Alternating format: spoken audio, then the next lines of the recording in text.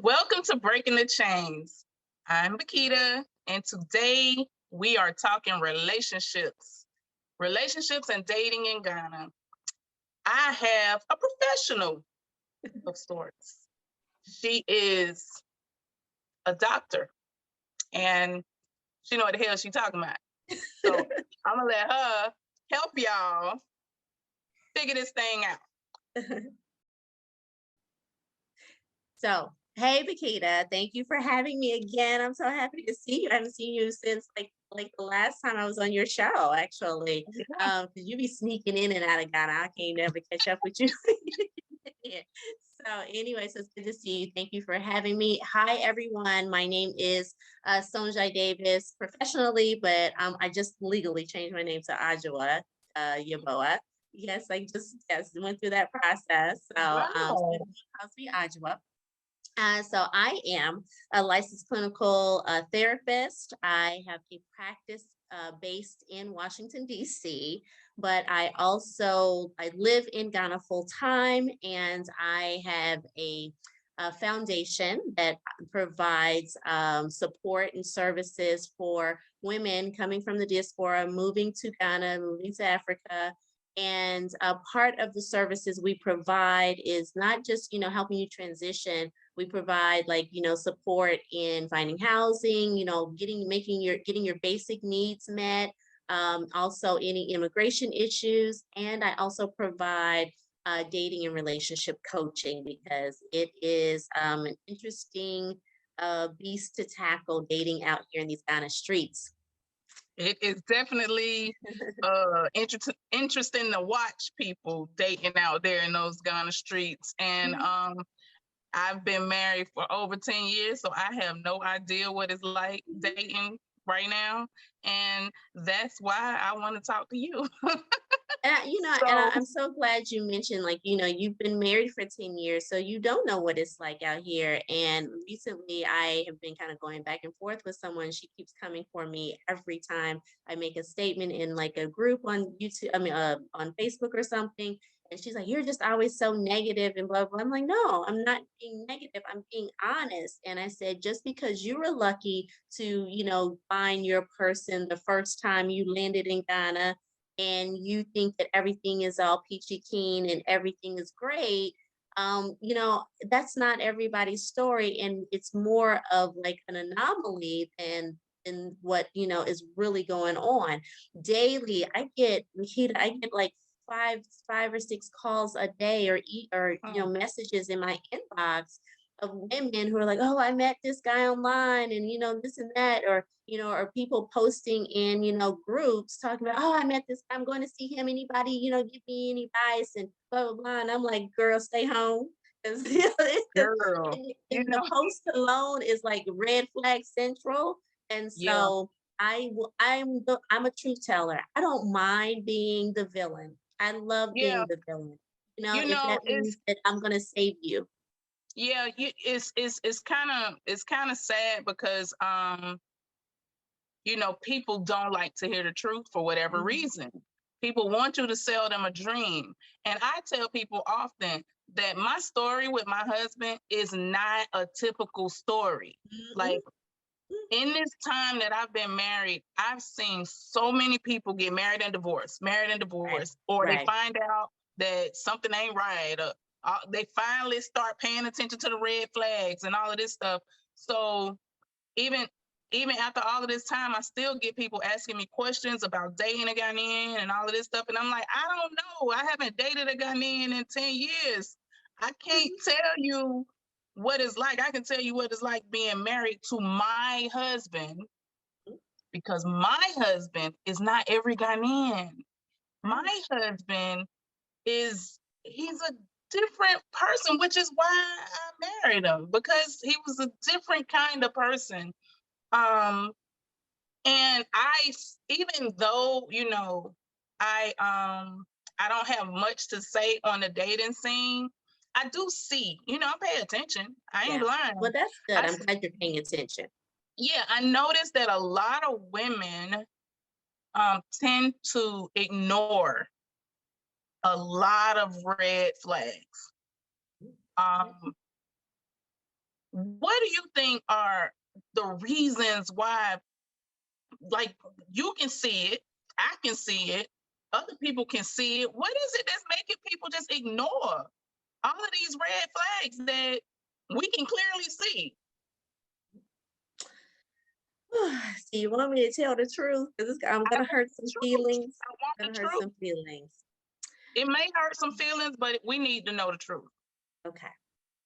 One of the things that I encourage anybody to do before, making the trip to Africa, considering moving to Africa, starting relationships in Africa, is going to therapy. Going to therapy to deal with our trauma. We come with a lot of trauma that people don't even realize that they have until they actually leave America. Yep. One of the ways that that trauma shows up is a desperation for people to be loved and connected and truly like having a family unit, because a lot of women don't come from, family units, or they, came from single parent homes or didn't have a father and so forth. That is part of the reason they struggle with dating in America, let Yeah. alone trying to date, outside. Okay. Hmm. I say reflect on the relationships you've had in America. Yeah. How they go? What made them, not successful? Right. Really delve into that, because I see a lot of women are carrying a lot of pain and a lot of um, abandonment issues. Ah. Oh man, that's. I never thought about it like that. So But I wouldn't, because I'm not a psychiatrist, a yeah. psychologist. I'm not. I don't. It's not my domain. Now I do notice that it does seem that there's a certain type of Mm, woman that is being pursued. yes. Um, and this is where I want to be careful. Because I really don't want to hurt feelings here. But it seems like these are women that have I don't know, it's like an attention. They need this, They need the like you're attention. saying, Yeah. it's like you can tell that it's a lot of I'm a seeking of attention. Yes. And Yes. Ghanaian men give that very, oh God, they give it They're very beautifully. good. Ooh, They're very I say beautiful at handling that. they they have a platinum tongue coated with mink, Oh, honey. because they can sweet talk and sweet talk and sweet talk. Yeah. Yeah. They Yeah. are really good at it. And, I guess I would think that Mhm. coming from a place where you have dudes spitting game all the time, that you could peep game. But it just seems like, as one of the sisters said, that the ladies they buy anything cloaked in Ankara and with an accent. Oh, yep. I was gonna say that. Yeah, perfect. Um, Yeah, I completely agree with that. I feel like, we we go through this thing where and you will probably remember this. um there was a time in here in America where everybody wanted a Jamaican man, Okay. because Yes. Jamaican men was exotic, and it was the thing. And then a lot of people got with Jamaican men and realized they was just men, and Yep. some of them was some good, and some of them wasn't shit. So, Yep. I mean, Yep. you got your Jamaican men. So they moved on to the Haitian men, and it was the Mm-hmm. Haitian men, and we Is it? want Yep. Haitian men, and Yep. I want me a Zoe, and all of this stuff. And then it was the same thing. So Yep. now Yep. it seems like over the last some odd years, it's the African man. I want me Yeah. an African man. And it's Yes. like we're going from thing to thing to thing, searching Mm-hmm. for something that I It doesn't believe exist. you have touched on initially. Like, you need some therapy, because you're not going to find it in none of these men. Right. I always say that men are men no matter where you go in the world. And I have traveled the world. When I was younger, my girlfriends used to say, like, girl, you've dated the Rainbow Coalition, you've dated everything. Vietnamese, Japanese, Italian, I've dated it all. Men are men no matter where you go. They just have Right. different accents, speak different languages, and may have different, rituals and, belief systems, but they still, patriarchy runs the world, The not world. the world, not just America, not just patriarchy runs the world, and patriarchy is laced with the common themes no matter what. And that Absolutely. is what you're dealing with. This is the reality that you're dealing with. You can't escape Absolutely. it. Absolutely. So what was it, you've been in Ghana now for a year, Yep, a little over a year, a almost a little year and a over a half. year. hmm What was it that made you decide, you know what, I think I need to do something that specifically focuses on helping women um, maneuver these relationships? What was it that you saw that made So, you decide that? so a couple of things happened when I first got here. So when I decided, I kind of told the story. I think when I first talked to you, I came here to visit during year of return, and I came with a tour group, and there were like not nine or 10 tour guides. We were all separated into groups or whatever. And there was this one particular guy that took a liking to me. There was a lot of guys, most of the guys were kind of looking at me. But there was this one particular guy that, just kind of, started talking and everything. And he ended up spending most of his time, a lot of time with me. And Hmm. so I was, checking him out. I'm not one, I don't get excited over any man, none whatsoever. Right. So we exchanged numbers, but I had also, exchanged numbers with everybody. I became friend, we built a friendship with everybody. And so he took more of a liking and wanted to, pursue me romantically. On the other side, I had one of the guys who he is now my brother. Like we are literally brother and sister now, and so he's going to be important in just a minute. But the guy that was trying to pursue me, talked as when I went back to the States, and we were just I was checking him out, and he was just getting all excited because he thought he hit the gold mine, right? And so he did not know that I knew game already. I knew how they operated. I knew rituals. I knew like all the stuff that they do in order to try to get us. Right. So he didn't know I knew this. And then he also didn't know that I had become really good friends with all of the other, tour guides. So I had a team. I had people that I could call on and talk to. I'd also met another guy in one of the Facebook groups, and he and I had kind of started having, started talking, and he was a potential to have a relationship once I moved here. Okay. So he Mhm. was also like giving me, a lot of education as well. So as the months were passing, by mid-January, end of January, mind you, I could come back at the beginning of January, but by the end of January, I already knew, oh, like you ain't one for me, but I'm going to use this situation to my benefit because I had decided I was going to move. So I asked him, I said, hey, can you help me find a place to rent? So he Mhm. went on a mission. He went looking for a place for me. And I was ready to move at the end of March.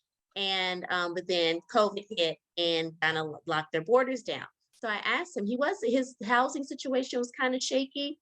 But I asked him, I said, well, can you just stay in my apartment, to make sure that it's safe? And because I had no idea where it was, I didn't know if it was in, a contained compound or if it was out, I didn't know what the circumstances were. So I set it up. I, paid like a month of, the utilities. I bought a TV, so he could be comfortable in it until I could come. Right. Well, in his mind, he was like, "Oh, we're gonna be together. I'm moving into her place." You know, blah, blah, blah. I had told him, I said, "You need to find, you find a place of your own, or a nice place or whatever." Because number one, I don't live with anybody, Right. so I don't do living together. So even if I was to get married, I don't want to live with you. So that's how adamant I am about not living with people. And if we do live together, we're gonna have a big house where I have my side of the house and you have your side of the house. I can't live with people. So I Yeah. know me. So You got to know any you. I know me. So I, had been telling him, okay, well, look for a place or whatever. Now Ghana had only been locked down. I just told somebody this the other day. Ghana only was really locked down for a month. Right. Otherwise, pretty much everything was, back to normal, whatever. However, he worked in the tourism, industry. So we knew his job was not going to bounce back, right? Right. So all during this time, Bikita, he was not doing anything. He was not working out, not out there hustling, not trying to find anything else to do. I had asked him, like, what did he want to do with his life? Like, and he had mentioned, oh, I want to be a personal trainer. I was like, oh, okay, well, find a certification program or whatever. I was willing to invest in this person because, he didn't have all the resources or whatever. But, if something you want to do, I will invest in you, pay me back, or, we'll work out something. Right. Um, and that was mid-January. That's why I read when I decided, oh yeah, he ain't the one. He never, 5 minutes it took me to look up a certification program for personal trainers here. 5 minutes. I'm still waiting mid-March, early April. He still hadn't said anything about this thing. So I'm like, you just don't want to do anything. So by the time I did that here, something kept telling me I was thankful for COVID because something kept telling me something's not right. He found me an Mhm. apartment, everything. He had paid for it and everything. He did what I told him to do and everything, whatever. So, but I said something is not right. So Mhm. I tell women this all the time. Don't come here and jump right into going to his place or going to, a place that he's provided for you or whatever. If he pays for your lodging, great, but don't let him stay in it. You stay there by yourself, but also even figure out where it is before you get here. Yeah. Um, I I said, okay, I'm not going to go straight to that apartment. I'm going to get an Airbnb for a month so I can sit still and just take my time to, explore. He Right. told me that the place was in Castlewa, but I didn't know how far away Castlewa was. He told me, oh, it's only 20 minutes from the city, if you need to go into the city. Well, I see your face. Anybody that's been to Ghana knows better than that. I know. So, That's why it's my hood. So no. oh, that's your hood. Okay. Well, I'm sorry to say about your hood, but that's what is kind of where all of the scammers, everybody goes to. That's There's a whole lot of Airbnbs out there. So, ladies, if you're listening, if a guy says, "Oh, I got an Airbnb in Castlewood," don't go there. Do not go there. So anyway, I got you there teaching me and something. yes, do not go out there. I'm gonna tell you now. So I got here. I had one of my friends from the tour group. He's a driver. He owns Ubers. I had hired him to be my driver. So I said, first day I got here, I said, oh, let him drive me out here to this apartment. So he had described to me where it was. So I pretty much knew where it was. I didn't tell him I was coming. I got out there. They had painted the building, so didn't recognize the building. Mind you, he told me he had gotten into an accident. He got hit by a motorbike. And so I'm calling him. So because he's supposed to be at home, he wasn't picking up.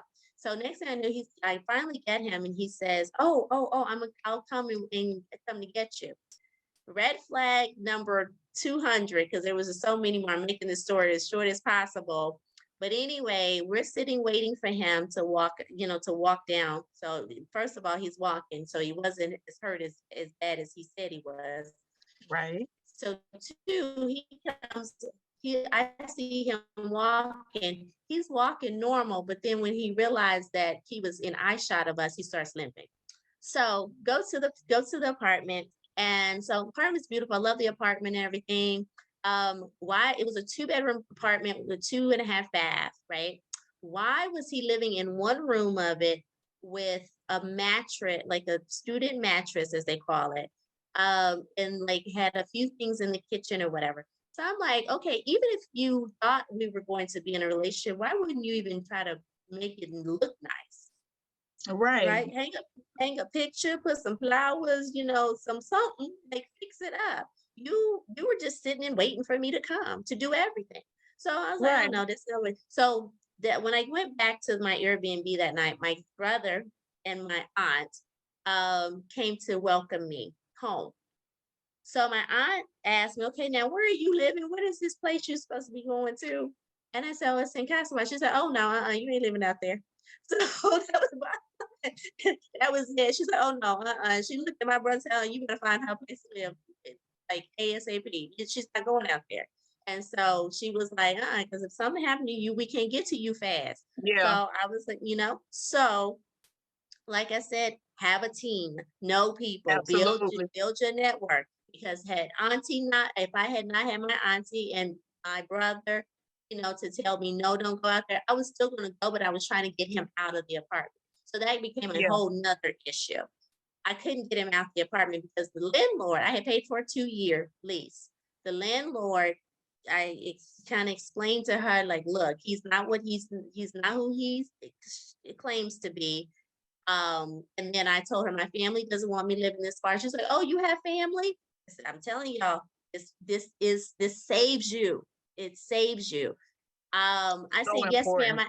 Yes, ma'am. I have family." She said, "Oh, I didn't know you had them." Okay. So then she was like really pulling me in and engaging me, and like, okay. So the next day she calls me and she said, "Please have your brother call me." So my brother called because she didn't feel too comfortable with her English. So and plus, they know, Ghanaians, know how to deal with the Ghanaians. So my brother calls, and so she said, "Okay, I'm gonna try to get your sister her at least a year back because the guy's been in the apartment for 6 months, so I got to take that." And then on top of that, come to find out, he had been stealing electricity. He's supposed to connect the electricity. I told you I've only paid for a month of stuff to get him started, and he was supposed to get out and hustle, get a job, do something to sustain himself in the place until I got there. He didn't do anything. He had somebody rig the box so he could have electricity. The community that it was in, they all were supposed to pay water bill. He'd been stealing the water, hadn't paid the water bill, all of this. It was a whole bunch of stuff that had happened. I'm skipping a whole lot of stuff, but anyway, so in the meantime, I kept telling him, look, you've got to get out of the apartment. I want to have my apartment. I need you out of it. And so I came down to like, look, if you can find like a little room somewhere or whatever, I will pay for the room. And then when you start working again, you can, just pay rent to me each month, right? So he says he found a place. He claims he found a place, right? So he gives me the number to this guy that's supposed to be the landlord. My friend, remember I said I had this friend that I had met online and he had been kind of, helping me as well. So he said, Yeah. I don't want you dealing with that guy. You have him call me. So I said, okay, fine. So the guy that I was trying to get rid of, I gave him my friend's number, and so he calls me. He said, "Oh, the landlord said he's been trying to call you all day." I said, "Okay." I said, "Hold on a second." So I called my friend. I said, "Did the guy call you?" He's like, "No, I've been sitting on the phone with the phone all day." So I called the guy back and I said, "Well, I haven't gotten a call, but so you give me the number and I will call him." So I called the guy. The guy's like, "Oh yeah." I said, "Okay, tell me about this apartment. How much is it? Blah blah blah." And so he's telling me, okay, the price that they had negotiated, which is the same thing as the guy told me. And then he said, and I said, okay, well, how do you handle payment? Blah, blah, blah. He gives me all his bank details. So then I said, well, before I send any money, I want to see the place. So when can I come see it?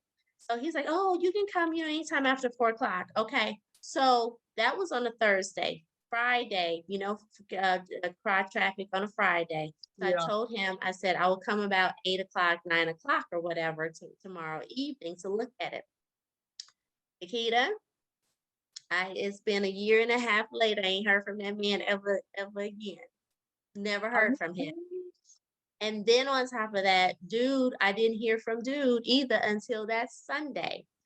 If somebody tells you they're gonna buy you, get you an apartment, you're gonna be like all over that, right? You Right. right? Even if that one place didn't work out, Okay. look, I'm gonna I find got, another I got, I got 2, 3 other ones, right? I one. ain't heard from didn't hear from none of them. I said, "Oh, you tried to scam me. You all thought I was stupid, and I was just gonna send that money over there. Yeah. Yeah. Thought I was stupid." So anyway, at the same time, my brother and the landlord arranged a meeting for that Monday. So we go, my driver is there with me. My driver tried to stay out of it because remember, they were all friends. They were all, so they were trying to stay as neutral as Neutral. possible. Yeah. Right. And so, but the driver was like, I'll just be translator, because they're going to be talking in Twi. So, you're not going to understand everything they're saying or whatever. So, and he didn't want to believe that this guy, was doing what he was doing. Come to find out. So the first thing lady asked me was, do you want to be with him? I said, ma'am, there was no being with anything. There was no being together. Like, no, what are you talking about? So, so then she said, well, I want to get you, at least a year of your money back, and we talked about all the bills and everything. And so she said, but he said that you were going to help him get a place. And I said, well, I was until he tried to scam me. So my attitude is on 100 at this point. And Absolutely. if I wasn't a decent, halfway decent person, didn't know how to check my emotions, I would have kicked the crap out of him, just kicked him in Right. the chest because I was so angry. I was Right. so angry. But Rightfully so. but I had to remind myself that hey, I did, I was able to see it coming, right? Or I Yeah. knew the signs, I knew what was going on. So it prevented me from, getting into too much of a situation, right? And Right. so I told her, I'm not buying, I'm not doing anything now because he tried to scam me. So Yeah. then it was like, her and my brother went back and forth. And so my brother said, look, just get, agree to get him a place. She's gonna get your money back, whatever. I was still pissed about it, but I was like, look, just do whatever. So she said, I can find him a really expensive place, whatever. So anyway, um it came down to like I said, okay, he's got to get something really, like you can get places for like $25 a month or whatever. I Yeah. said it's gonna be the most basic of basic of basic, and he better give me my money back. So anyway, that evening that was the other thing, body language. We have to understand the differences in body language. So when we got in the car, as we were pulling off, my brother was like, oh, because it was funny because we were on our way there. He kept saying, are we there? Yeah, what's taking so long? He was like, oh, this is far. So he was just upset because it was so far. And so then we get to the apartment and he looks around. As soon as we get in the car, he said, that is pathetic. He said, if I had a woman coming that I thought I was going to be with, and I had a woman coming, I would have at least negotiated paying 1 year rent and taken the other half and got some furniture and fixed it up and did something, put a picture up and it was something and Something. made it welcoming for her to come. Just he's laying on a mattress on the floor, like what kind of right. So then my driver friend was like, yeah, he was lying. And I said, oh, now you team Audra now. I said, what changed your mind? So this is the thing, in America, if somebody's lying, right, they're gonna be like, oh, loud and jumping, like, that wasn't me, I didn't do that, blah, blah, blah. But in Ghana, if somebody doesn't say anything at all, that means that they're guilty. Yeah. Yeah. Yeah. You know, um, the body language thing. That's something I Mhm. really want to talk about because Yes. for whatever reason, people think body language is universal, and it's not. No, it's Body not. language is very cultural. It's very It is. is just with Black folks here in Yep. America, we can have a Facial whole expressions conversation without saying words. without saying nothing. Right. And if you're not a part of our culture, you won't have no idea what's going on, Yep. because body language is cultural. And so often I think people don't understand that when you're coming into this different culture, Mhm. it's best to just kind of observe, kind of You try got to to sit and figure it observe. out. If you don't, especially if you don't have somebody who can help walk you through this thing. Yep. I didn't Yep. have, well, actually, I had my brother-in-law who was my friend from here. Okay. He's actually who introduced me to my husband. Okay. I didn't, which is another reason why I can't really give people advice, because I got a kind of a traditional type of introduction. I didn't meet him online or anything. And although we kept in touch online, it was my brother-in-law who matched us up. And body language is like, we still struggle with that. Like, Yes. he may do something and I be like, what that mean? Like, oh, what you Right. and he's like, well, what you talking about? And I'm like, why you licking like that? Or why you did your mouth like that? Why you doing your face like that? Why you slapping your eyes like that? Right. So many little things that I didn't even realize were culturally ours as African Americans, things that we do, or things that are like, for instance, even like tone of voice. Yes. For us, oh, don't get loud with me. And they naturally talk loud. They're loud, and they're so aggressive. I remember, like, they were having on the bus one time. They were having this conversation. And I thought they were fighting. I thought they were going to go to blows, and then everybody starts cracking up. I'm like, wait a minute, what just happened? All the time. It took me years to get used to the fact that they just talk loud, and they'll be just going. And I'm sitting there like, oh, okay. I'm looking for my exit, because it looked like it's about to go down. And they're really just having a friendly conversation. But for us, if I'm talking to you and you go from here to here, oh, so that's a fight. So it's about to go down. I'm starting to take off earrings. Where's my Vaseline, girl? Get these earrings off. But I think people are so in a rush to get into these relationships that they don't take the time to really think about these little things that you can't think about it because you don't know. But I would think just anticipating the differences that you may have with some people, even if you just like look at here in America, when you're around certain foreigners, they don't have we have a spatial thing in America, especially in Black America. Give me my personal space, like come on now. Right. But you can tell somebody who's not from here because they don't have that personal space thing. Right. And you have to they have to learn that when they get here. Yeah. So just like people have to learn things about American culture when they come here, it's a whole lot to learn.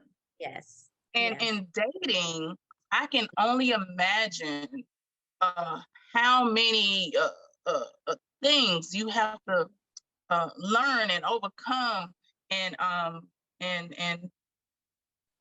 don't know, it's just like so much. And their body language, you can't, it's so many clues you wouldn't be able to pick up on because you're not from that country.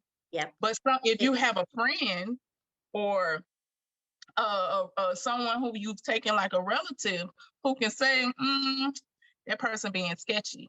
They can tell just by what the conversation is.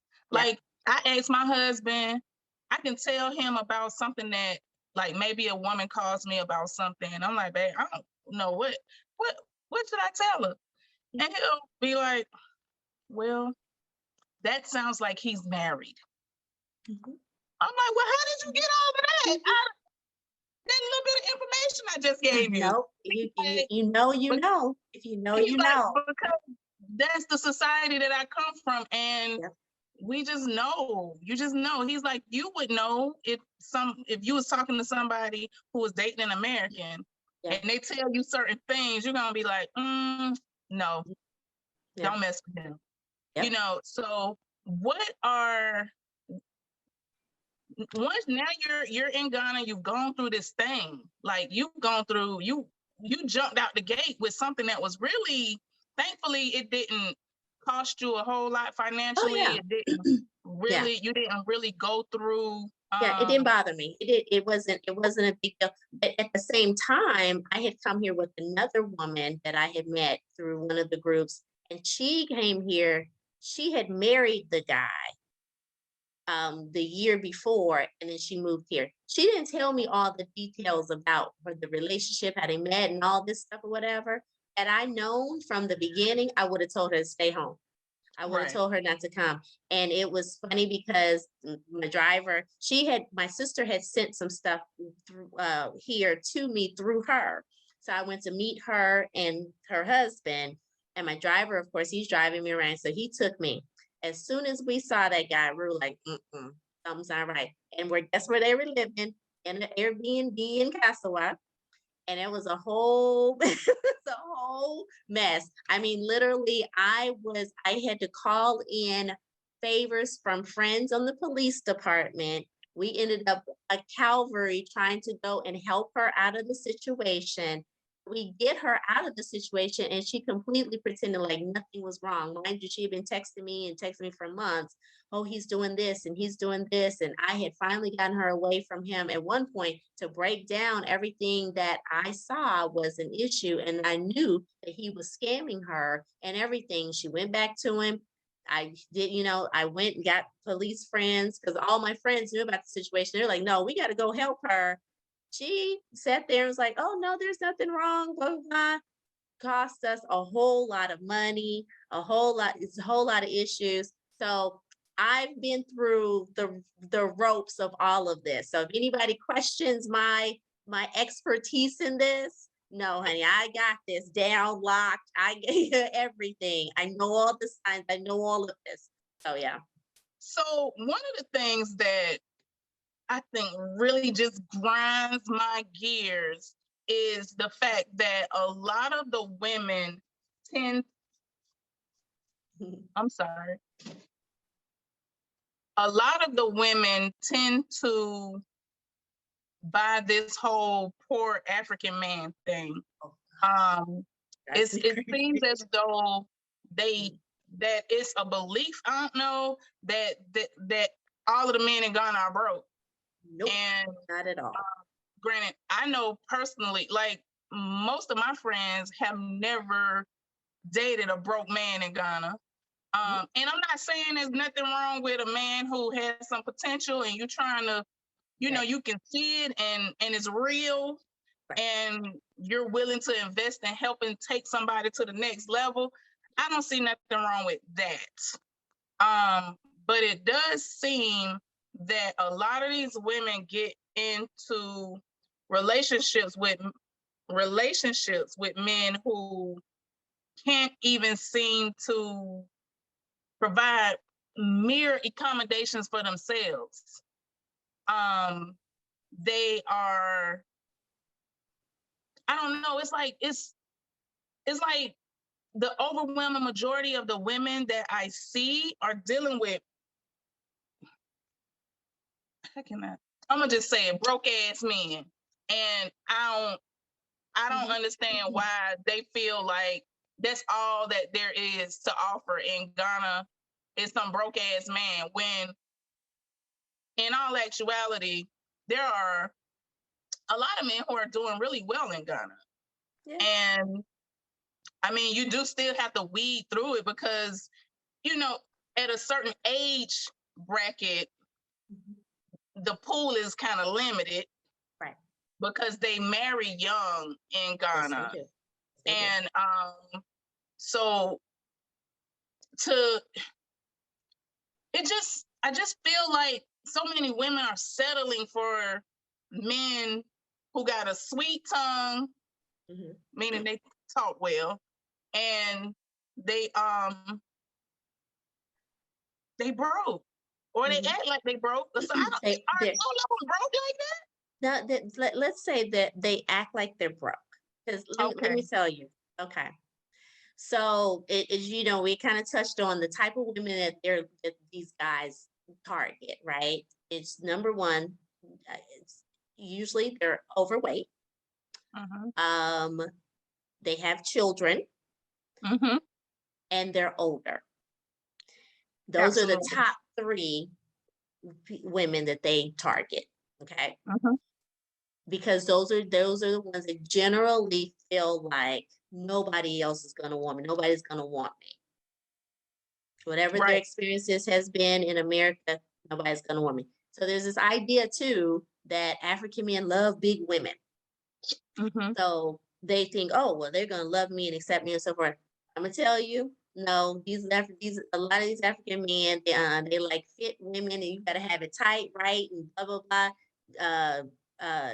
Plastic surgery is just as prevalent here as it is in Beverly Hills. So no, absolutely, these women are working on their bodies. They have either buxom, they have nice, behinds, but they're not overweight. You understand what I'm saying? They're not just overweight, right?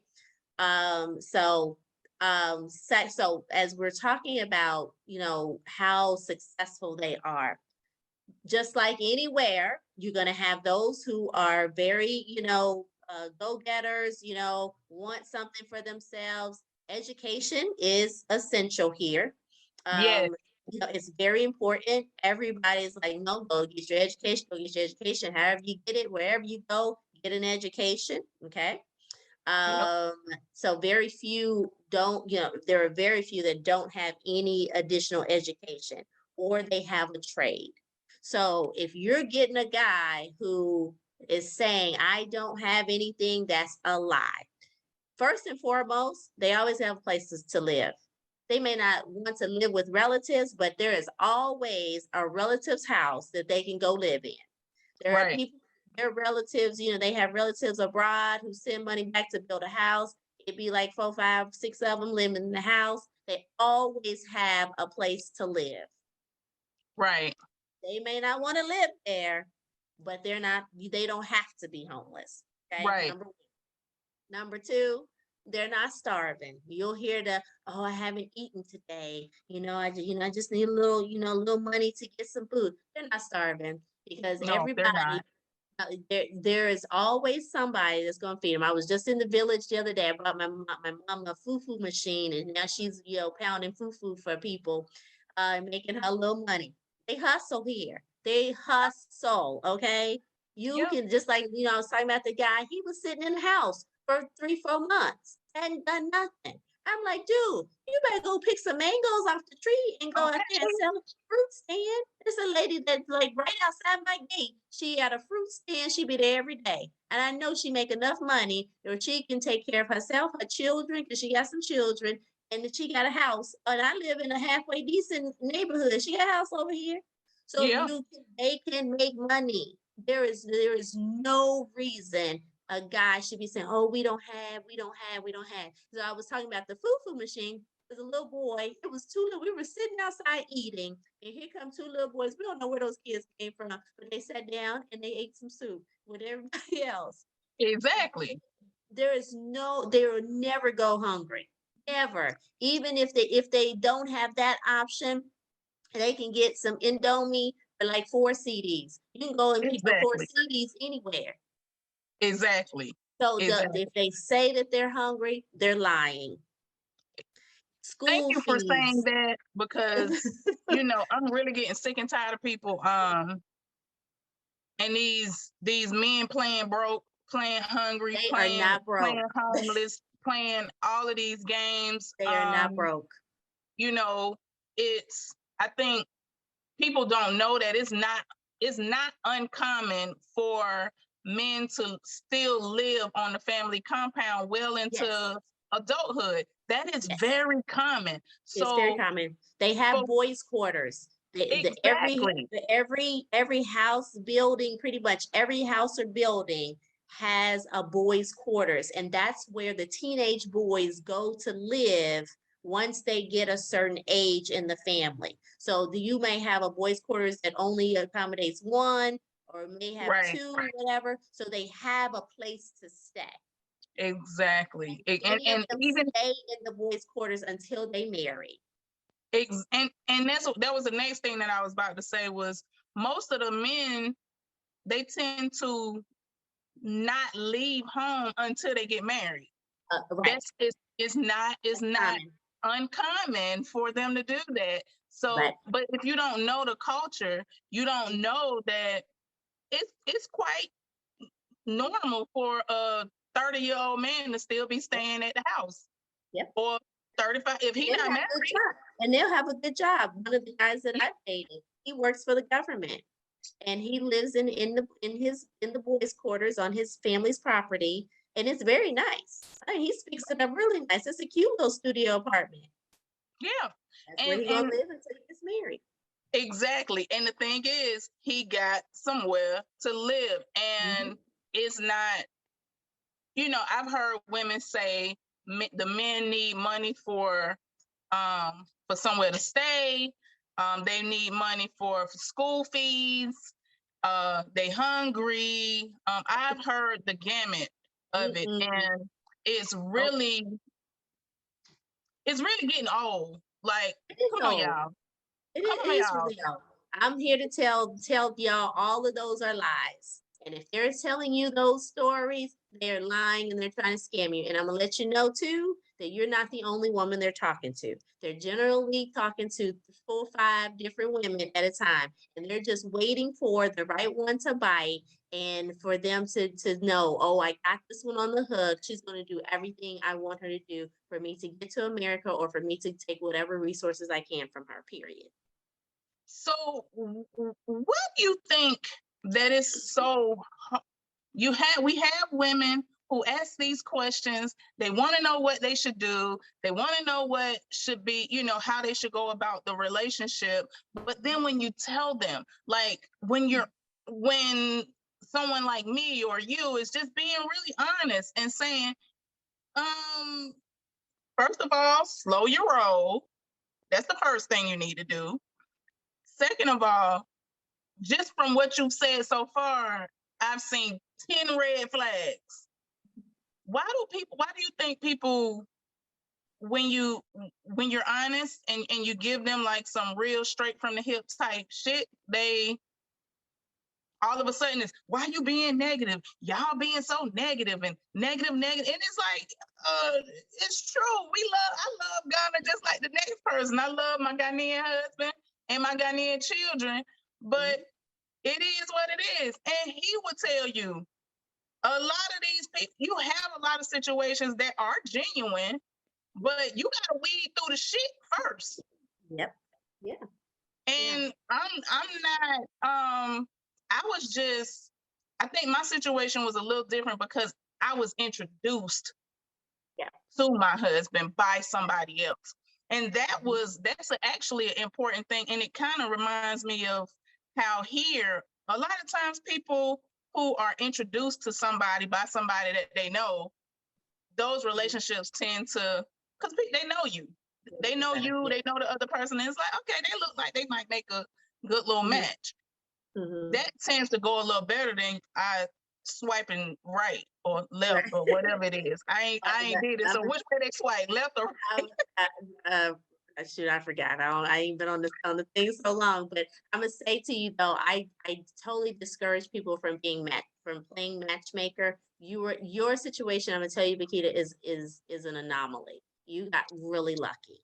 You I got know. really lucky. I know. But I'm gonna tell you to see, okay, situation, a girl I know, she moved here, she had gotten a job, really good job here, and a woman she used to work with in Dubai introduced her to a guy here Oh, in Kumasi. And so she ended up, I didn't hear, she moved here. I went to see her. I didn't hear from her for months. Next thing I know, she's talking about, oh, I'm moving to DC. Can you give me some places, to live? I'm like, wait, what happened? You was here in Ghana. Wait. So Mm. I finally get all the details of the story. The guy that she said that she got set up with, she decided, oh, because he was living in Kumasi, she's living in Accra, Tema. And she tells him, oh, she's fallen for the old I don't have story. He had a job that only paid him 700 CDs a month. So to anybody who doesn't know, that's about $100 a month. Right. And then he had access to a company car. So he was driving every weekend to come and spend time with her or whatever. So she tells him, you should just, you're down here all the time. You should just quit your job up there. You can come down here and live with me. And, and then we can find you a job down here. I know. So anyway, he did that, of course. But anyway, she got upset because he was home on the sofa every day when she came home from work. She was having problems at the job. She was trying to figure out, how she could get out of the contract with the job. And she said to him, she's like, look, I don't think this is going to work. You need to go back home to Kumasi. And so she said, I will pay you your month's salary. So that way, at least you can, get by through the month until you find a job. Also, too, something important to note, if they say they're living with a woman, if they're living with their mother, if they're living with their sister, if they're living with cousins or whatever, if their children are around, 9 times out of 10, that's his wife and his kids. So that's another piece of this story. Because he said he was living with his mother and his sister in Kumasi. So she tells him, you need to move back there with them. I'll give you a month's salary that you would have missed. And, we'll just, go our separate ways. Day comes that he was supposed to move out. So she says she's got to go to work. She says to him, are you going to, what time are you leaving? Do you have a ride? What are you doing? He's like, oh, where's my money? So then she's like, well, I don't have it right now. I will Momo it to you. So he's like, okay, well, I'll wait till you Momo. She's like, no, I will send it to you. She had to go to work. She goes to work. She comes back. He's still sitting in the same spot on the sofa. Bags are in the middle of the floor. And she says, I thought you were going to be gone when I came back. He's like, no, I'm not leaving. I told you I'm not leaving until you give me my money. So she's like, I told you I have to go to an ATM. I haven't had time to go to the ATM, whatever. I will Momo you the money. Where's your ride? Blah, blah, blah. So he gets belligerent, violent, just, going loud, like really just obnoxious. She's like, look, you need to leave. I will get you your money, but you need to leave. I'm not going to accept you treating me like this. He was like, I'm not going anywhere. You said you were going to give me money. You better give me money. So she in fear, she says her boss lived right next door. She says, I'm going to go get such and such. And she said she was gone 5 minutes. She came back. I don't know why she left her purse and everything. She came back. He had stolen everything. Her purse, laptop, electronics, everything was gone. So they had come in, saw everything was gone. Another friend happened to call, and he was like, oh, I'm in the neighborhood. What are you doing? She's like, oh, I'm going through something. Told him kind of what happened. He stopped by. So he jokingly said, well, look, hopefully he didn't take all your food too. She goes to the cabinet. He had taken all the food out, all the cabinets too. So mind you, she calls the woman that set her up with this guy. And she says, girl, what in the world? Like, this is what happened. She's like, oh, well, that's your problem. You're going to get your money back though. What? So when she tells me this story, she also mentioned that this woman, she is gung-ho for Ghana men, and she's already been scammed twice. So she's living with this guy in Kumasi, this guy that she set my friend up with. They grew up together. And so I said, why would you go out with somebody chosen by her when she doesn't have a good track record for herself? If she Right. can't choose well for herself, what makes you think she's going to choose well for you? And I Yeah. said, after she told me all of this, I said, she set you up, right? Oh, They're scammers. She's in the situation. Go ahead. So so that I say all leads that to say you can't trust even if somebody sets you up. You get right. I all was you talk just about about these. to say that, you know, I've seen that so many times. Um, even gosh, it's so frustrating for me because it Use your is one power of those best. things where you can't really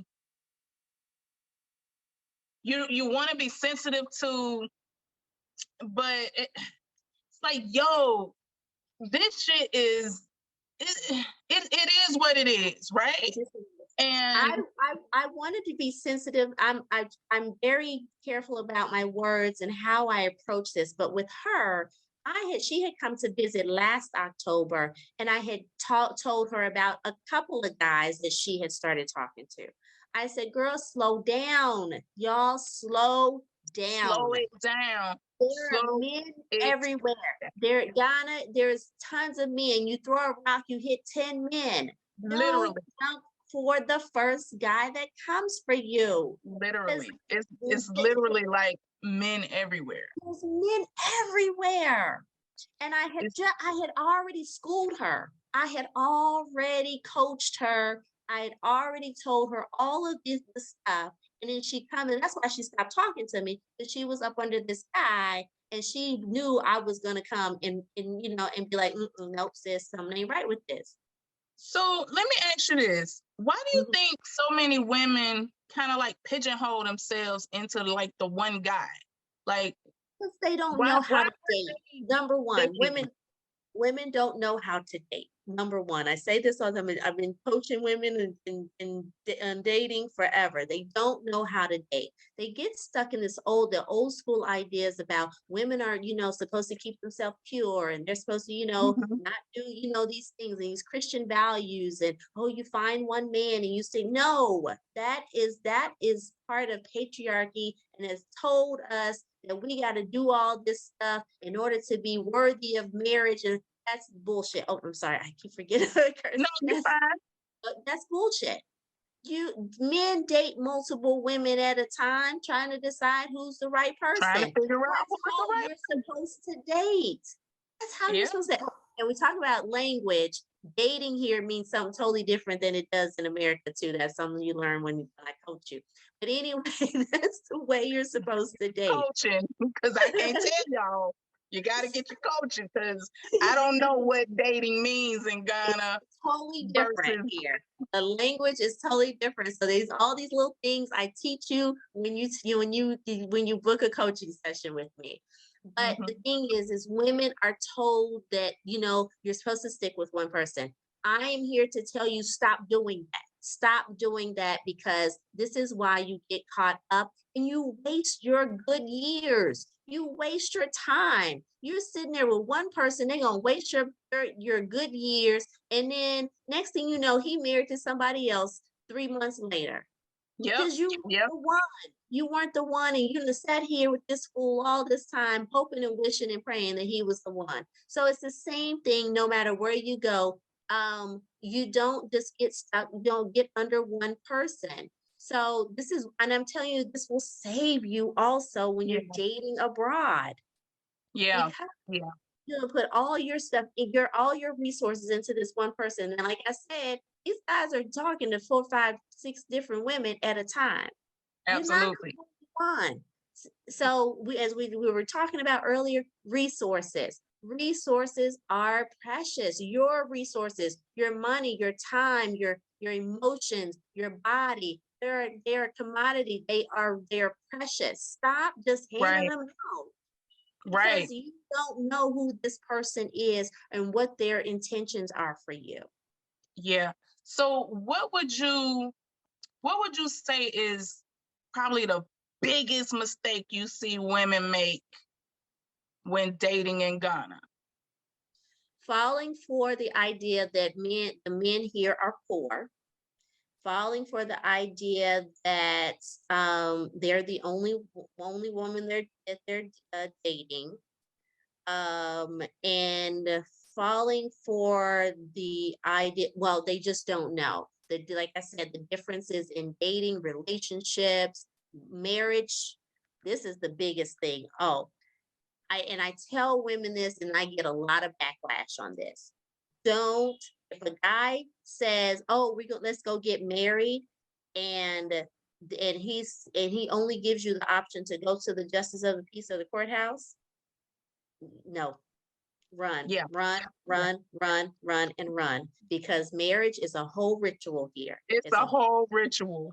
whole lot to it, and it's not that simple. So if you're only doing the courthouse, a lot of people do the courthouse. If you don't get a traditional wedding, you are not married, according Yeah. to Ghana I, family. and Not you married. know, It don't matter what that court says. It don't matter what that piece of paper at the court says. You are not married according to Ghanaian tradition.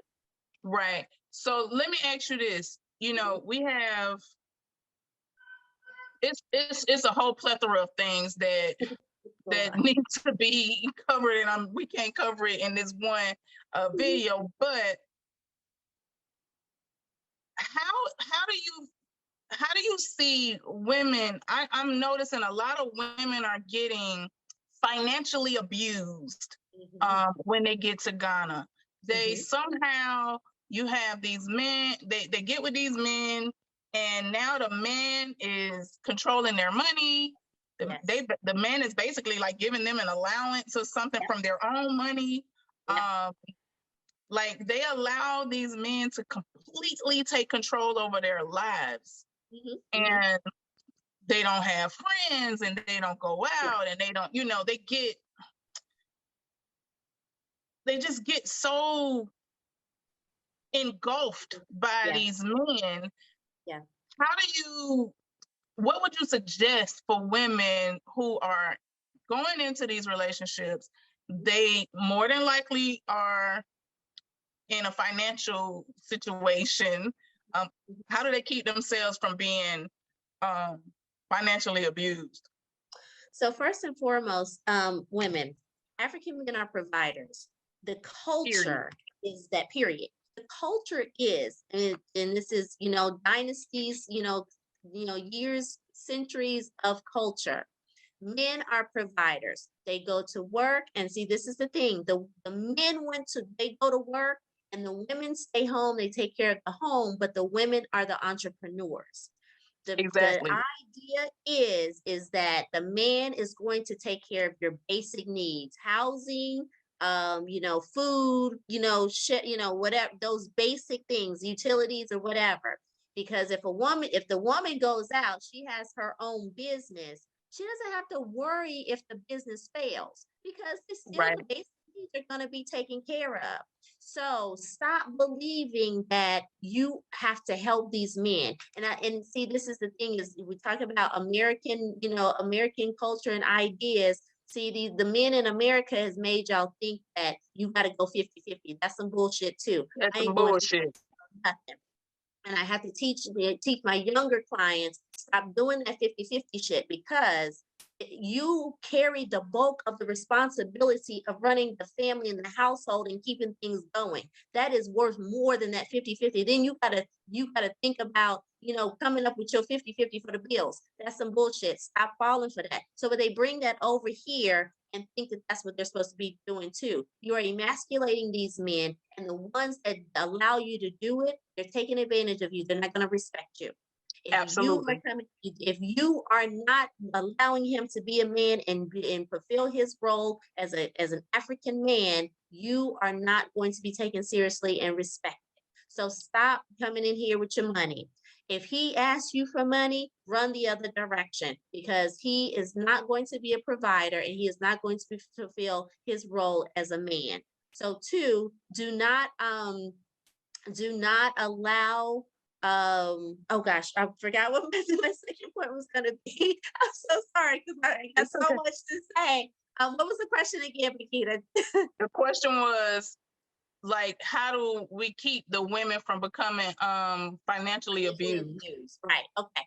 So 2, if he asks you to visit, or you guys talk about you coming to visit, he should be providing a place for you. he should be buying the ticket for you. You should not be having, he wants you to Okay, come. so it's You not should just not me. be coming, you should not be coming out your pocket for anything. He's the provider. Let him show you what he can do. And that means he should buy the ticket and provide you a place to stay.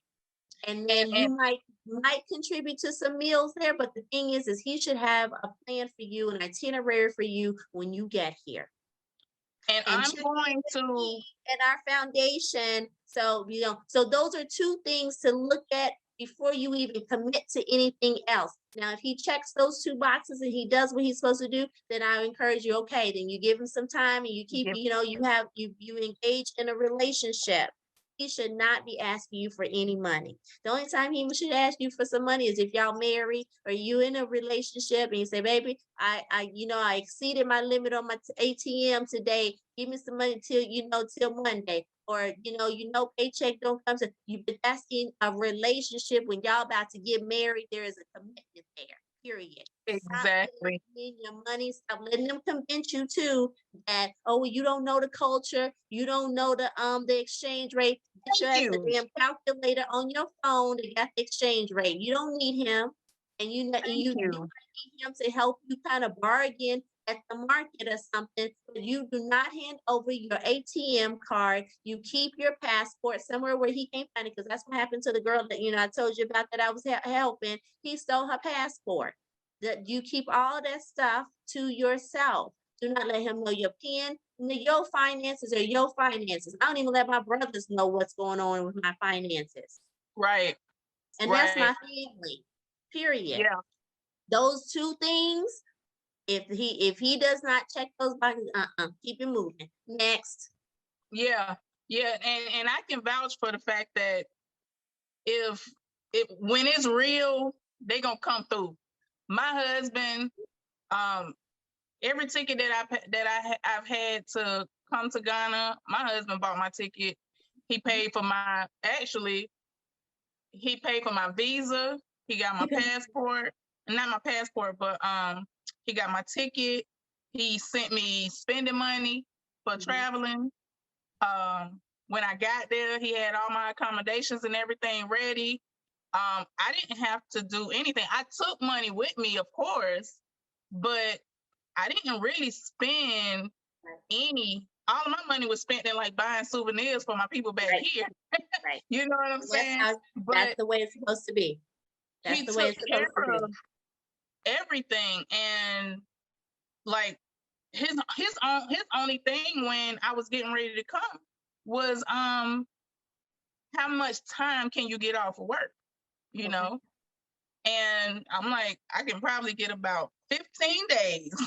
So I was like, and he's like, when I told him I had the time off, within, like, these people are very resourceful. They are very resourceful. And the thing is, if the family, if he doesn't have it, the family is going to pitch in. Because they want him to marry. Marriage is everything. They want him to be married. And if he says, y'all, I met a woman, I like her, I think she might be the one, but I'm running a little tight because I got to get her this ticket and everything. The family's gonna come together, and because you have to know, ladies, you are the assets. You are the assets. It's true. And they are going to come together, and they're gonna put their money together, figure out some way, and figure it out. And they're gonna figure it out. They figure it out. They will figure it out. And another thing that I really wanted to hit on that people like, they ain't gonna like it. They ain't gonna like it, but I gotta say it because it's true. I'm okay with being the villain. Because you meet these people, family, or people they say are family members, that does not mean that it's real. That is true.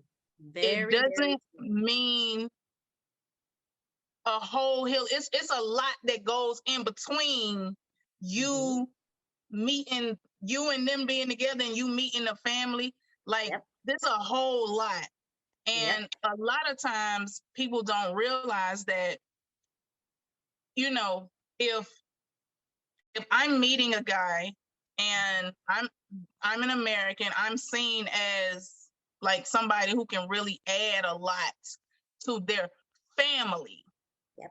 So there's many times where the family know this man is married, this Yep. man has children, but they Yep. will say they'll go along with the game. They sure do. He's And not even married. even the wife and the kids will be standing up there next to you, pretending to be sister or cousin. Come on. They will, it is because it's seen as something that we collectively are going to Going to benefit from it. gain from. We're going to benefit from it. So you have to be careful, which is why I always tell people you need to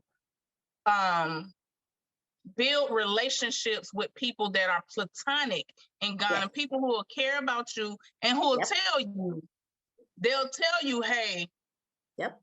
yeah, you done met the mama, but that was really that sister is his wife. Yep. The sister children, that's not the sister Yep. children, that's his wife and his children. And Yep. everybody's playing along. Yep. And yeah, definitely. So like one of the things that I'm thankful for my brothers, and the family that I've been adopted into, because I have now, like, if I meet a guy and he checks, all of my boxes, then the next step is I tell them, you have to meet my brothers. You have to talk to my brothers and build a relationship with my brothers. And if they refuse to do that, bye. exactly. And there's too many women coming here. They sneaking off, getting married. Like this woman, I keep using her an example because she did everything wrong, and I hate to put her business out there, but we're not using her name. But she came here. She convinced her sister to come here under a different guise. They went to because you have to have a witness from your side, from each side, right, to get married. And she, her sister's kind of like stopped like a deer in headlights because, this is not what she expected to do. And that's how they got married. You are supposed to have your family there. Everyone that can be there from your side has to be there. This guy, he had, what red flag, she said, oh, I'm going to finally meet his mother today. I'm like, wait a minute. I thought you got married to the man. She was like, well, we did get married. I said, girl, you ain't married to him because you ain't met his mama. You ain't met his mother. You nothing, nobody. And there's this sister that was hanging around, and this mama was hanging out. In the end, we found out the guy was Nigerian. He wasn't even from here. And then this sister and this woman, we don't know who these people are. And it was some uncle or whatever. I said, girl, this is a whole hot mess. You don't know this man. You don't know none of these people or nothing. And the sad part is this is also knowing names, common names. Like in Ghana, there are certain names, last names, family names. Nigeria is a little more, difficult. But one thing you can do to find out if surely where that person is from, go to Facebook. That my friend taught me this trick. Go to Facebook, put in that name, and see how many people come up with that name, and check to see where they live, where they're from. Yeah. And that's how we figured out this guy wasn't Ghanaian. It's crazy because you see, I know people who've had genuine relationships I know women right now who are in Ghana, they're American, they're dating. They date some really awesome dudes that are Ghanaian.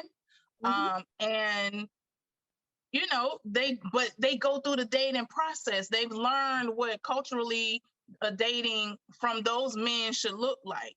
Exactly. And I think it's so vitally important that we as women, first of all, be able to take the constructive criticism that you're getting.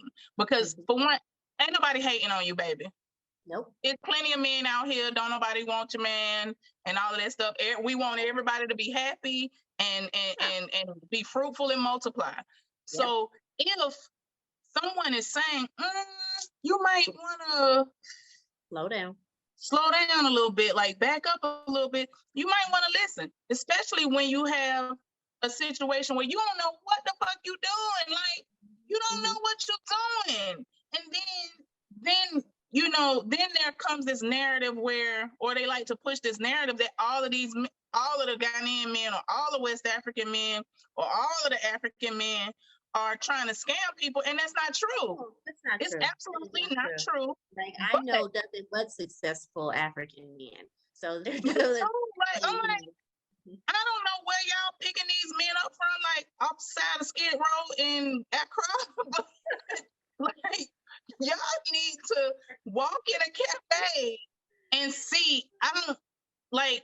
How can you not know that it's them men literally be in these cafes and they'll have like 10 different screens, copying and pasting, copying and pasting these same words to the same to different women. And it's not everybody, but you have to have some kind of, at this point, common sense. Like, we've seen this story too many times. Common sense is not common, Bakita. And I'm gonna tell you, you know, and this is the thing is women, and you have to stop dating according to American standards when you're dating outside of America. And you have to learn what the dating, let me say this, dating, relationships, marriage here in Africa are about family. Yes. It's about family coming together with another family. We're so used to having to do things by ourselves in America, especially especially Black women.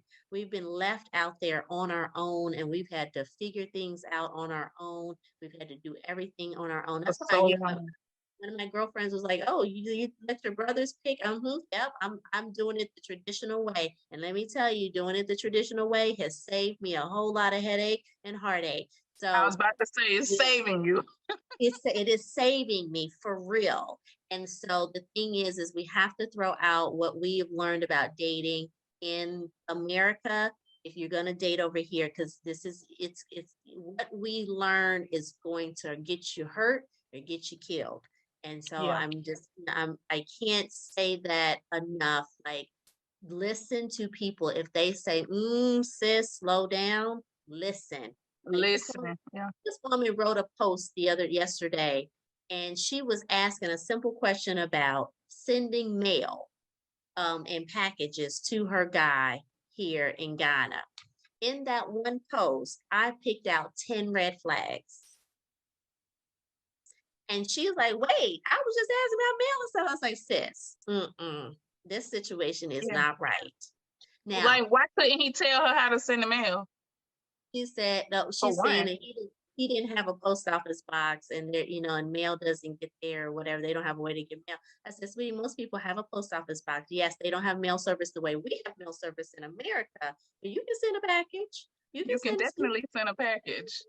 Like, it might cost you a pretty penny, but it's gonna cost you, but you can send it. You can send it. And even if they don't have a mailbox themselves, they know somebody who got one. Somebody's got a mailbox. They can get Somebody's got a mailbox. And then so she tried to change it in the comments and say, well, no, I'm trying to send, things to needy people there. COVID has really, really messed up. Everybody was like, child, COVID was last year. Like, they was only on lockdown for a month.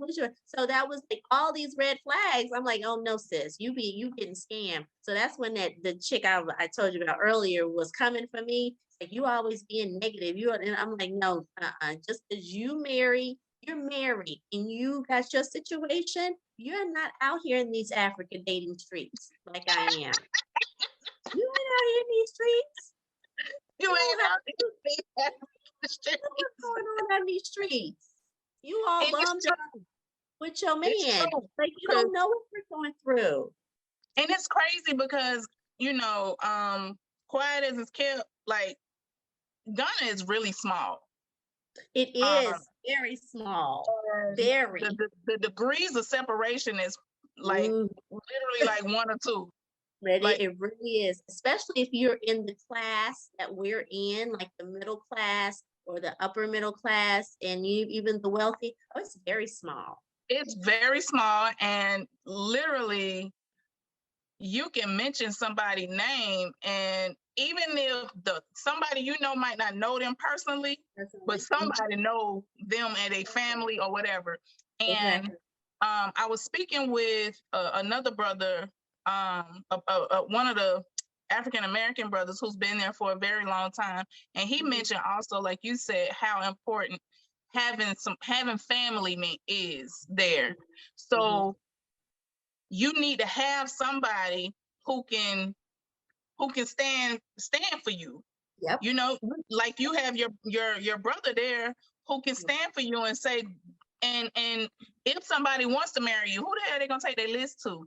Who the hell they gonna take their spirits to? Who the hell they gonna do their rituals with if you don't have anybody there? And that's So crazy too, because I don't know how many women I've heard say, "Oh, I didn't have a list. I didn't, you know." I'm like, "What's your price? You didn't have a price." And let me tell you, if you don't do the list, that leaves you open to abuse, because yeah, that list is extremely important. The bigger the list, the more expensive the list, that is your value. That man got to come up with all that stuff in order to marry you. And if your list is too small or inexpensive, or there's no list, he'll use that against you later in an argument. You know, see, your family didn't love you because they didn't even ask for that much for me to have you. So you ain't even worth it. You ain't even worth my time. No, I've seen it. I've seen it. So that's this is one of those things where I said we got to leave our American ideas about marriage and dating and stuff back there, because a lot of women say, well, that's putting a price on me. I don't want no dowry. You know, I don't want, that's like selling me. No, that's your value to them, to that man and that man's family. it Whatever means a your lot. list is, it means a whole A lot. lot. It means a That, lot. that shows how valuable you are to your family, your people.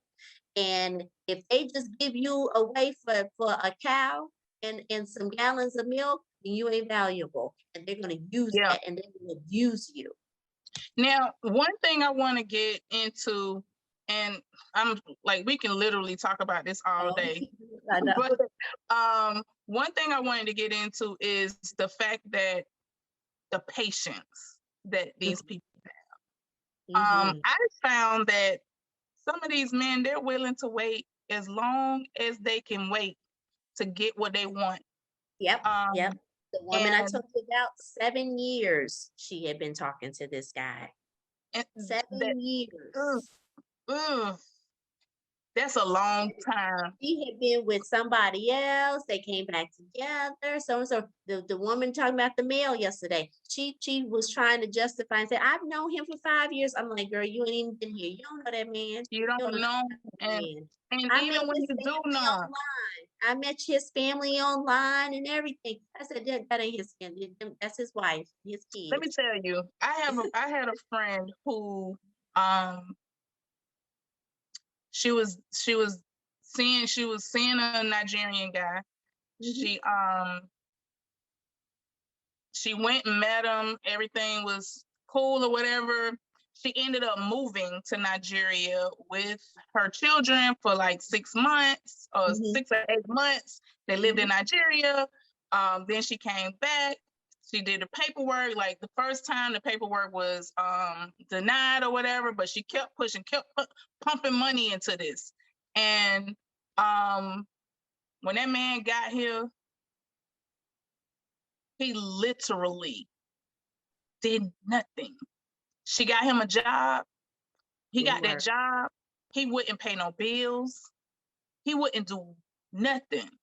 And I'm like, an African man won't pay no bills? He like wouldn't take care of his house? She said he wouldn't. He told her that she had been paying bills before he got there, and she needed to continue to pay her bills. He went out and got him a nice car. And once he got his footing, he chunked her ass the deuces. Yep. And you talking about devastating? She had been married. How long has she been with him? How long? She had been with him for like 4 or 5 years, I think. And she went to Nigeria. By the time she got to Nigeria, it had been several years. They was married at this point. She then came back. Like she did all of the things that she thought she should do to protect herself, but culturally, it wasn't computing with her that the fact that he never had to pay for nothing. He never had to pay for nothing. Number one mistake, y'all. That was a Number big one red mistake. flag. That should have been a big red flag. Because for me, even still to this day, my husband is like, he gets upset if I'm like, I got it. You know, like if I'm being the typical African American woman, like I got it. He's like, so what am I? So what am I? What am I here for? Right. Like, that's right. you do what you're supposed to do, and I'm gonna do what I'm supposed to do. I'm gonna make sure you're straight. And even like just me being in Ghana and doing this thing for years, I noticed, like you mentioned, the men take care of the women. And even like there's a lady who rents one of our stores. Her husband actually came, rented the store for her. He came and made sure the store was painted, and he did all of the work and stuff, made sure it was ready for her to move into it and start her business. And she came in. I didn't meet her until they was moving the stuff into the store. And I talked to her the other day, and basically he hardly even comes to the store anymore because it was for her. It was him giving her what she needed to run her business. And in turn, she has been doing what she's supposed to do as a wife. And like you said, she's the entrepreneur, and he go to work. He works in mining or something, and so he's gone half the time. But she wanted to have this business. Our store was a good location, so he paid up, and he made sure she had everything she needed. So culturally, that's the culture. Even my brothers, Bakita, let me tell you, Bakita, these men are taught to take care of the women. Even my brothers, I have two brothers, and they come here. I work, I work from home, but I'll come out here. If one of them will come by here, my whole house will be clean. Yeah. They whatever they can do to make sure I'm okay, because I'm not stressed. I don't have nothing to do. Like, they take care of me. So it's like, this is how they're raised. Exactly. This is what they're supposed to. There are some things that, a little off or whatever, because I got one brother, he's not as clean as the other one. And then he might leave bottles of water or something there, little things like that. But at the end of the day, I never have to worry about anything. So women have to learn to be taken care of. And that was something that I kind of struggled with, being African American, right? And I'm the only child. I've been the lead of the family. Like, I'm the one that everybody comes to for stuff, take care of everything and everybody. So coming here was like I needed to sit my ass down somewhere. And get myself together and take care of me. And now I have them, and they make sure that I'm taken care of. We have to allow these men to be men, and again, let them take care of you. Absolutely. I 100% agree. I think too often the women are one gentleman said to me that he felt like they do it because they want to be able to control things. Yes. And that kind of dazed me a little bit. I was like, oh wow, I never thought about it like that either. And I think that we just need to be very careful about how we go into these things. Like because like you, I was like, I had a kid before I got married, and I had been taking care of me and my daughter for 10 years before I got married. And so I was used to doing everything. And it was really hard for me to adjust to being taken care of and someone financially doing everything. But it just is what it is. And if if you don't adjust to it in a timely manner, you may find yourself in a situation where you're not being respected. And even with like, I started a business in Guinea, and I was kind of under the impression like, well, I gotta make this, I gotta do this, I gotta do. My husband made sure I got on that plane. He flew with me to Guinea, made sure he knew he could see where I was staying, and made sure I had money. And every time I needed to come back to America, I mean, he took care of that. You know what I'm saying? Yeah. And it's still, after 10 years of being married, it's still a really big adjustment to know that, okay, I know he got me. I know he got me, but like, I be wanting to do, you know, I want to do my part.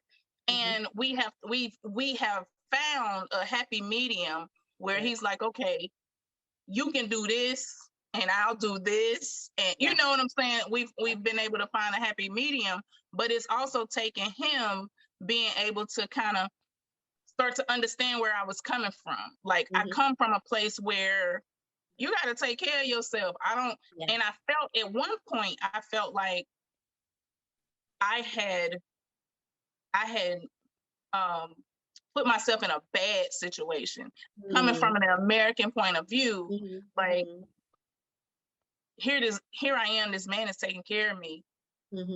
And he's completely taking care of me because I was having children. So now I'm a stay-at-home mom. Now financially I'm dependent on him. I'm dependent on him for everything. And I'm like, oh shit. Like, what if he just be like, what am I do? So I would advise, you know, that people find some balance, find a way to balance things. Because I didn't do a good job balancing. I went from, I'm taking care of everything.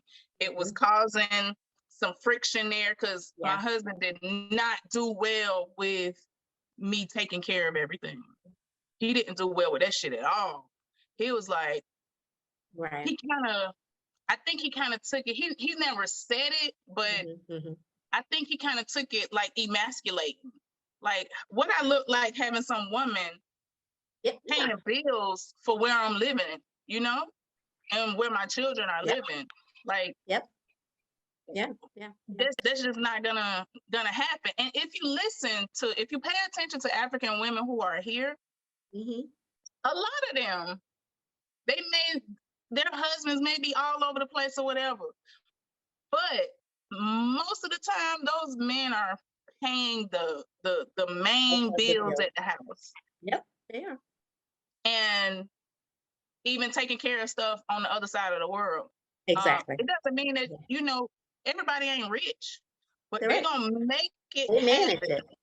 it. They figure it out. So we have to stop making excuses for people, not doing what they should do. Taking care of themselves. Like, just as a man, bro, who wants a man that can't take care of himself? Like, I'm not asking you to take care of me. But that goes to that woman's insecurity. As we started the conversation, I say that, you know, you've got to go to therapy and deal with your stuff, because there's something within you that feels like you cannot let go, and you cannot allow a man to do what he's supposed to do. Somebody had asked this one woman, if you know, why are you sending this money to this man over here in this other country? Why are you taking care of him? And blah, blah, blah. And she was and she was asked, like, what, you know, if this was an African American man, would you be doing the same thing? And she was like, yeah, I would do that. And I'm like, what? And then secondly, she was like, well, I just can't see myself eating, steak and lobster and know that he's on the other side of the world and he's eating bread and water. But no, he's not eating bread and water. No, they got nothing to do with you. He is a grown person. If he choosing to eat bread and water, that's a choice he made for whatever reason. For whatever reason. That is not your responsibility. But it goes to the fact that, and also to another point is, we, saw our mothers, grandmothers, great grandmothers, deal with, the men in their lives. And a lot of them were abused. They were, Yeah. taken advantage of, or they were cheated on all the time, and so on and so forth. And now we in this generation and in the younger generations, we're taught, go get your education, be independent, don't depend on a man, blah, blah, blah. But we've done it to our detriment. To our And detriment. Yeah. right. And yes, the men have failed us in America, but these men are still very traditional. Yeah. They still understand their role as men, as providers and protectors, and they take that very seriously. And when you go and give them money and do all these things, you're taking that away. And the thing is well, shoot, okay, if you don't keep doing that, who isn't going to take advantage of it? Who's not gonna do that? And Like, you want to keep doing this? Okay, you cannot get. And I tell women this all the time: don't get mad at somebody for something you chose to do. You chose yeah, to do that. And a lot of yeah, times, a lot of times the guys are not asking for them. It's like they'll talk about, they'll be just talking about regular everyday stuff, and then the woman, puts her cape on. Oh, I'll send you the money. He didn't ask you. He was just talking about what was going on in his life. So yeah, you can't get mad at him if he took advantage of you because you put yourself out there like that. Stop offering. Stop yeah, offering. yeah. So, I just, before we go, I just want to say, it's uh my mama, my mama say it's a poor dog that can't lick his own ass. If I a love man, that one. if a man can't take care of his own self, He can't take care of you. he can't take care of you. He can't take care of any children. Traditionally, you know, we have to understand if we just, I tell people I had to kind of get my mind wrapped around the fact that if I want to, I had my children. I have they're 8, 5, and 4. Okay. So I had a bunch of small children Mhm. at one time. Mhm. Going between here and Ghana and trying to tend to children and all of that stuff, I needed to be home. It was more economically responsible for me to just stay home. And I didn't want somebody else raising my children, and neither did my husband. Because he comes from a place where the women tend to their children. They don't really go to like daycare at a few days old type of Yeah. thing. Like they Mhm. don't do that. Yeah. So, and then a lot of women there take their women to work with them because most of the women are entrepreneurs. Yeah, they take their Um, kids to work, or they there's take their always and this is another thing that comes up a lot when the men do go to America, and then they'll shame the women for not doing everything. Don't let them shame you into that. That's a manipulation tactic. Be aware of that, because if he's complaining about how you're doing things or whatever, he's not really fully invested in the situation, because he's going to understand if you were in Africa, there's going to be grandmas and aunties and cousins and people around to help you. Those women don't do that. They don't do this by themselves They here. don't do it by They don't, themselves. they don't do it by themselves here. So don't feel like, you've got to, do everything. If he's complaining about you not doing something, say, okay, well, we need to hire a nanny, or we need to hire a maid, or we need to hire a cook, or whatever, because they don't do it by themselves. You shouldn't be doing it by yourself. And that's why, I said earlier about stop doing this 50-50 stuff, because you got a ton of stuff to do. And so, Exactly. you're an example. You're saying, look, I didn't work because I wanted to raise my children. My husband and I felt that I was, more valuable in the home. You got to Exactly. let go of, this fear. Women Exactly. operate from fear, because their fear they're going to be taken advantage of, or that's why the women have their own businesses. They have their own money. Yeah. Take your money and stack your money. So if he does go off left somewhere and act a fool, you ain't gonna be stuck in the house Yeah. and gotta stay with him. You gonna have some money stashed away. You pack your stuff and your children and keep it moving.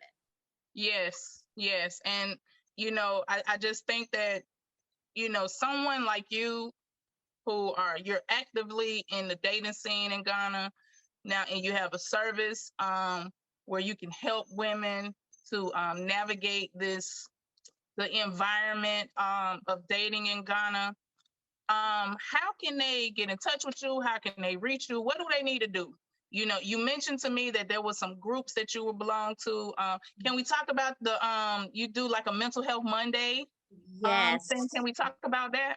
Yes, so I'm part of one group, and it's called Love of Africa,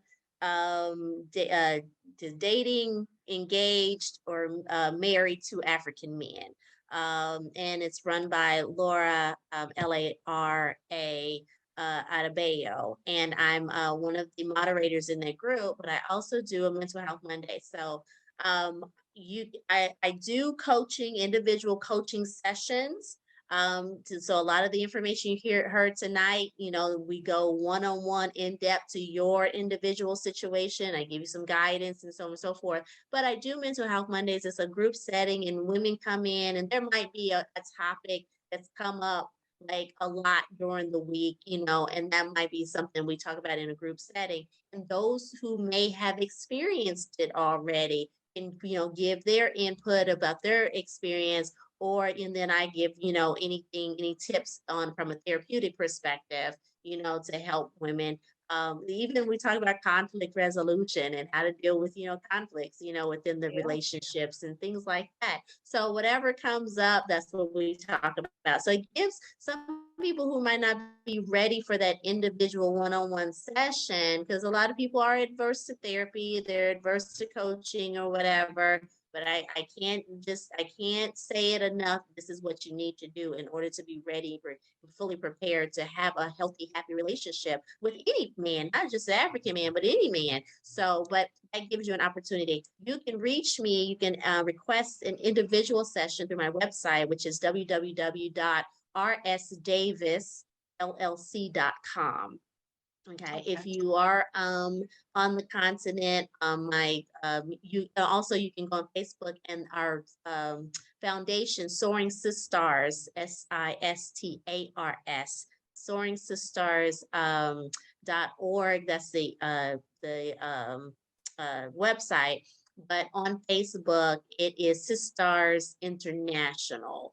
And you can reach us through there, and that takes us to our WhatsApp number, and then you can send me a message in the DM or whatever. But it gives you all of the ways to contact me here on the continent. But so if you go through RS Davis LLC.com, you can go in there and directly make an appointment or request an appointment with me. Okay. Okay. Wonderful, wonderful. I am so happy that there are people on the ground providing such a service. It's Oh, important. I want to say, can I add? We also do I just added background checks as a service. So generally, coaching services are fee based, and background checks are fee based. But like if you're just traveling here, we just offer like free check in. You check in with us, and I'll check in with you during the time of your visit, things like that. And I give you like some tips, just some little things to know while you're, exploring your meeting with your guy and things like that. Those are generally free, but you can have like a coaching session before you come over here, and that is fee based. So sorry. Okay. Okay, that's wonderful. I enjoyed talking to you. I could talk to you all day, but I don't want to keep you too long because I know it's getting late over there. But um, to all of those out there who are always wondering, like, what do I need to do? How do I navigate this kind of relationship? You reach out to Soaring Sisters. Like, she got you. Like, they got you. Like, come on. Like, you don't have to continue to fall for the same bullshit all the time. That's Like, right. at some point, you got to do something different to get a different outcome. And I am a big proponent of counseling. Get your mental health together. I tell people all of the time, when you are looking to repatriate to Africa or leave this country, period, you if you're running from something here, you're going to run directly into it there. So if you're running from yourself, you're going to run directly into yourself there. There's so much, for me, I learned so much about myself. It was so many things when I initially moved to Ghana, mental health wise, that I had to deal with. I had to face those things. And I would suggest that you face those things with a professional. Face those things with someone, not just a professional, but someone who look like you, who can relate to you, someone who can understand where you're coming from. At least on a cultural level, they know where you're coming from. And then in this instance, someone who has dated in Ghana, who understands that what the dating scene looks like right now. And we're in another time period now than when I was on the scene 10 years ago. Now you have the year of return and beyond the year of return. So while there's not, everybody don't know that we coming, there's a lot of people who do know that we're coming. So you have to look or know that you already may be a mark for someone just because of, they know that we have a longing and this thirst for being in Africa and for having this thing that a lot of us are searching for. And can I jump in really quick? One last thing that I didn't point out too, because a lot of women too get caught up in religion and religiosity, and a lot of them are like, oh, they're Christian, and oh, he's a Christian man, he's a praying man, or whatever. Let me tell you, Year of Return made us definitely marks, because there were churches and preachers who were telling the single men out there, oh, go out there's going to be lots of ladies coming here, go out there and find you one of these women. And the guy that I had my issue with, he was part of this church that did that. The pastor did that. He took in men off the street and would house them and help them or whatever, but he was teaching them how to get out there and try to take advantage of us. A second thing I want to say really fast too is, I talk about Ghana because I live in Ghana, but this is happening with African men all across the continent. I've talked to women whose partner was from Senegal, Cameroon. Like, so just don't think that, oh, well, my man's from such and such, I ain't gonna have that problem. No, this is going on across the continent. Okay, so I forgot those two little things I wanted to put out. Yeah. And I really appreciate you throwing that last little bit in there, because that is so important. And when you, as what you mentioned in that, it reminds me that when you look for your therapy, try to look for therapy that is not religious based. You want to have an objective advice coming from someone who's not. And can you explain why it's important for them to not be religious based? Yeah, it's definitely important for you to go with someone who does not focus on religion or religiosity, because they tend to put a lot of scripture in there and things that will kind of make you lean more into the ideology of, oh, that's a Christian man, or this is, this, the Bible says this, and so forth. And it will be holding you to a lot of standards that can keep you from seeing the real deal. The woman that I talked about, throughout, that she that got taken advantage of, that was one of the things she said, oh, he was such a praying man. He prayed with me through all these different things that happened to me, and so on and so forth. And one of the first things she said to me when her eyes started to be open was, well, we ain't been to church the whole time I've been here. And she was there for almost a year. So don't get caught up in that whole, religion and pray.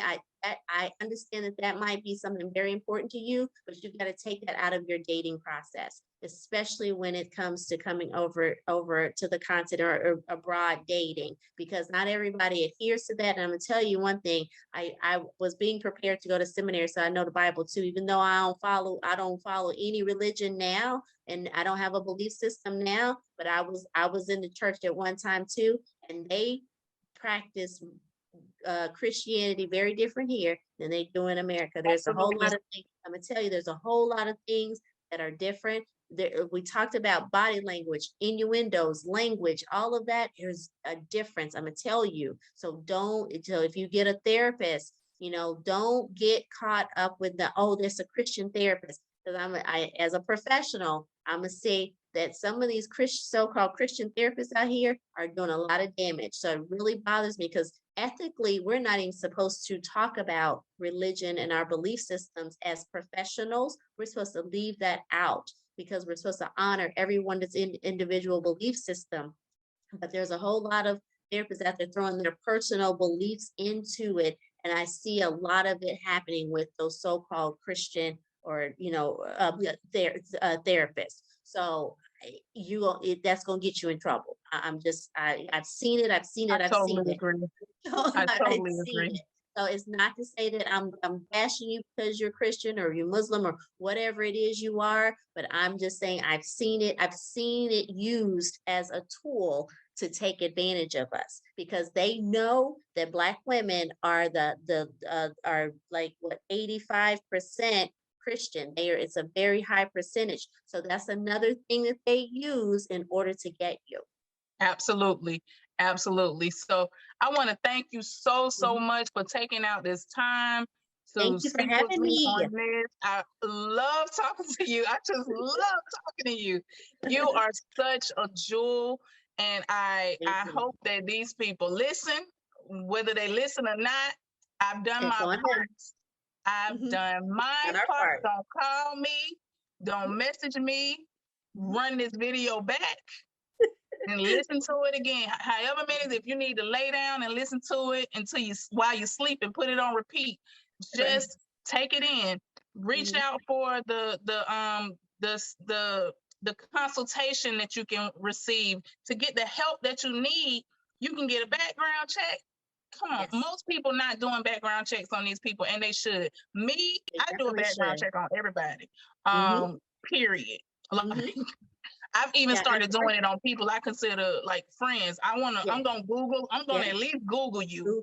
At least hear people they don't have. That's the other thing that's a disadvantage for us. Like in the States, you gonna go on a date, you Google that person. Here they don't. They're not digitally advanced. Exactly. So everything is still on paper. Everything is it's like so. My brothers, they're my investigators, so they know they have friends in all the right places. So we can get whatever information you need. We have different packages. So you can just get a marriage and criminal background check. We can do a marriage, criminal, and church. We'll go to the church that he say go to. We go and job. See if he say you got a job, we go there. We do all of that. Then we have a platinum package where you get all of that plus photographs, videos. We go to the village and talk that he say he's from and talk to the people. We get all the information. So there's no reason you should be out here not having information, ladies. Exactly. We do everything for you. Yes, thank you so much. You have a wonderful, wonderful evening, the rest of the evening. I can't wait to meet you in person. I know. I know. But until then, I look forward to seeing all of the work that you're doing there. I appreciate what you're doing for the women who are repatriating. Is something that's vitally important to the repatriation journey. Yes. This has been breaking the chains. We are trying to break all kinds of chains. So your mental chains, your relationship chains, all of them chains, you can talk to Dr. Sonjiah and she can help you with all of those things. Thank you very much. And you have a wonderful, wonderful evening. All right. Thank you. You too. Bye-bye.